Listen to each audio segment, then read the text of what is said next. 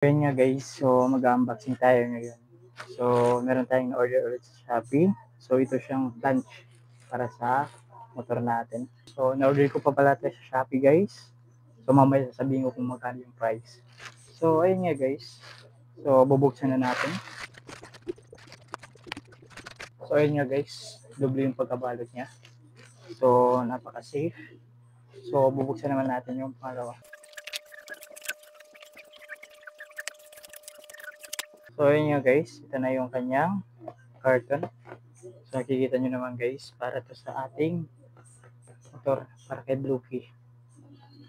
So ito na nga. So buksan na natin. Wow, napaka-angas guys. So ito na nga yan. So ito po yung in-order ko sa Shopee. Ito po siyang planch. So napakasulit. So ayan nga guys, sulit na sulit.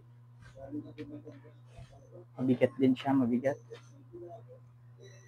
So ayun, meron na tayong planch guys. So napaka-angas.